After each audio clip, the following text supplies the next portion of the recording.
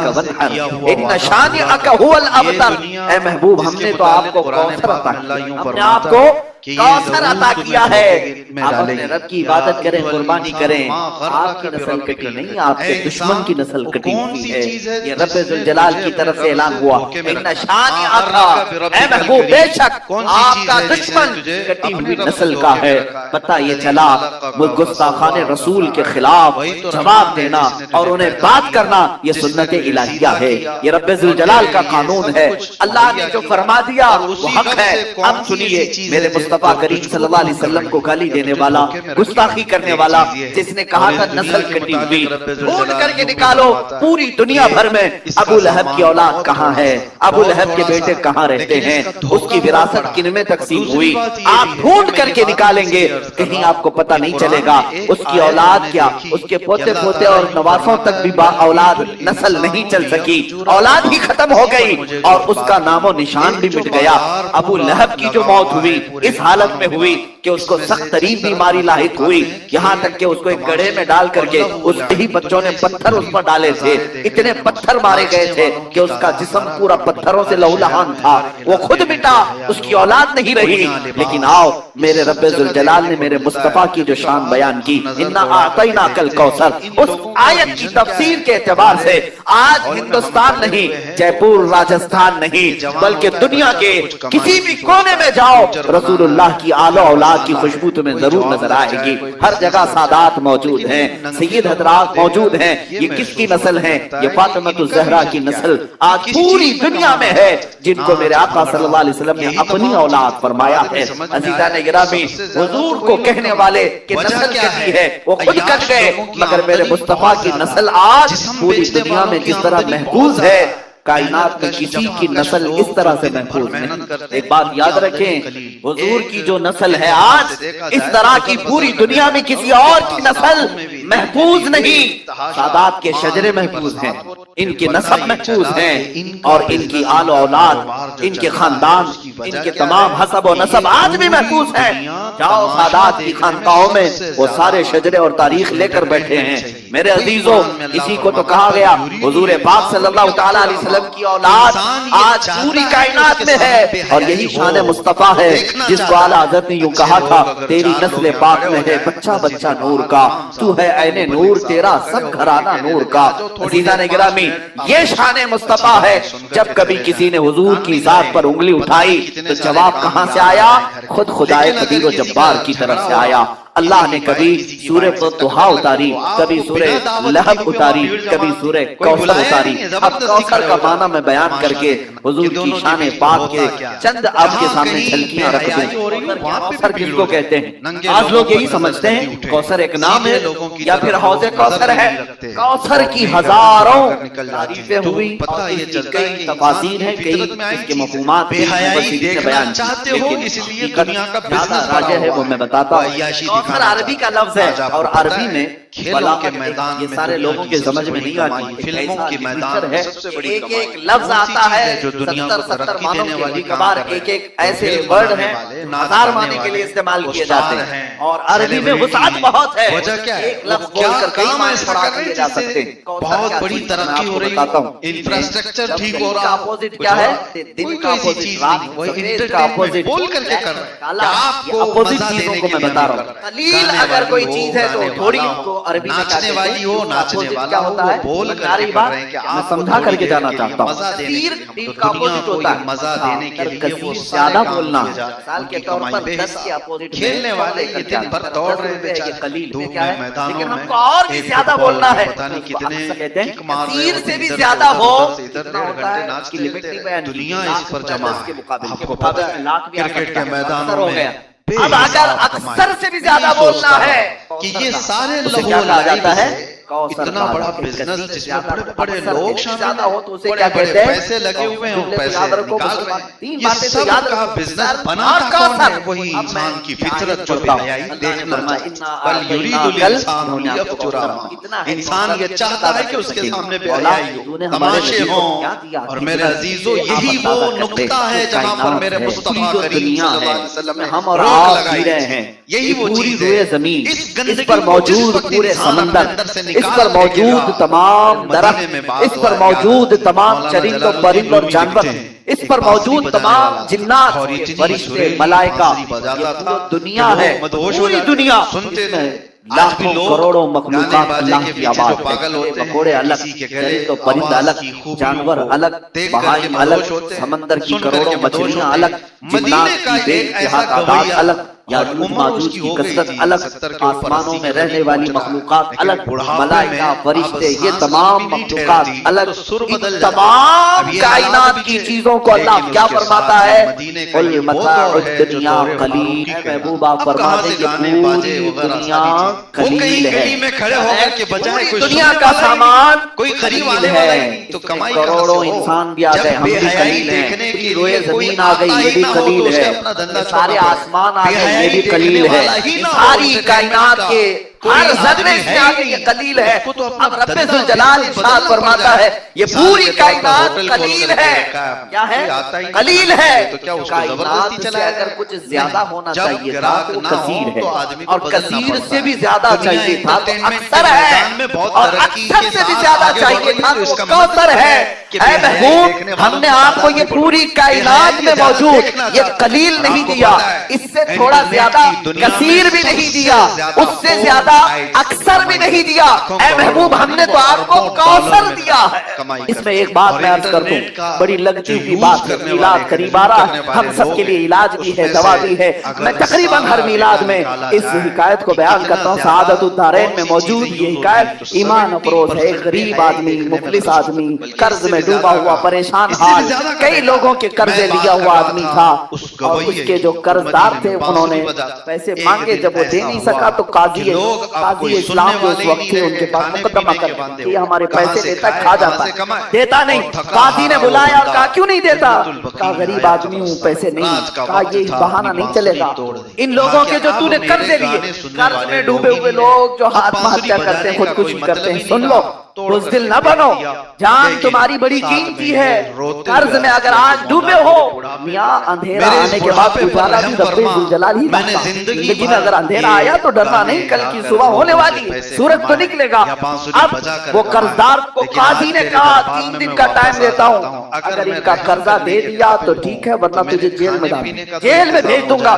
چھوٹے چھوٹے بچے تھے، بیوی روتا ہوا باہر نکلا، ایک بزرگ سے ملاقات ہوئی، کا کیا بات بتایا، ایسا ایسا معاملہ، قرض میں پریشان۔ اس بزرگ نے کہا کوئی بات نہیں، دنیا میں تجھے اگر تکلیف ہوئی ہے ایک کام کر، رات کو جا، نماز عشاء کے بعد کسی ایک اندھیری کوٹھری میں بیٹھ کر کثرت سے میرے آقا پر درود، حضور کو یاد کر اور اپنے غم کی داستان حضور کو، ان کا دربار آج بھی کھلا۔ اس نے اس بات میں ہمت محسوس کی اور گھر آیا، رات کا وقت جیسے ہوا، نماز عشاء کے بعد کمرہ بند کر کے اندھیری کوٹھری میں رونے لگا، اور جب کسی پر غم آ جاتا ہے تو بے اختیار آنسو بھی نکلتے۔ درد اس طرح کا تھا کہ کوئی چیز اس کے پاس نہیں تھی، بیوی بچوں کو پالے کیسے اور قرضہ ادا کیسے، روتا روتا درود تو پڑھتا رہا، اور جب کافی رات ہو گئی، آنکھ لگ گئی، وہیں گر گیا، بستر پر لمبا ہو گیا۔ اور میرے عزیزو وہ رات جب خواب میں تاجدار مدینہ تشریف، میرے آقا صلی اللہ علیہ وسلم تشریف لائے، اللہ وہ آفتاب رسالت، چمکتا ہوا چہرہ، گلاب کی پنکھڑیوں والے لب،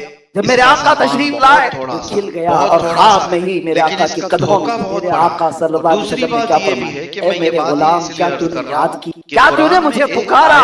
بات ہم نے بزرگوں سے سنا ہے، محمد کو ہم غم گساروں میں ڈھونڈ، محمد کو ہم بے قراروں میں ڈھونڈ۔ رسول پاک صلی اللہ تعالیٰ علیہ وسلم جب کسی کا دل ٹوٹ جائے اس کے ہاں تشریف لاتے۔ اب اس غریب نے رونا شروع کیا، آقا میرے حال سب آپ پر آیا ہوں، آپ جانتے ہیں میں مفلس آدمی، غریب آدمی، تنگ دست آدمی، کی وفات کے 400 سال بعد کا واقعہ، حضور کی وفات کے 400 سال بعد کا واقعہ سننے لگا۔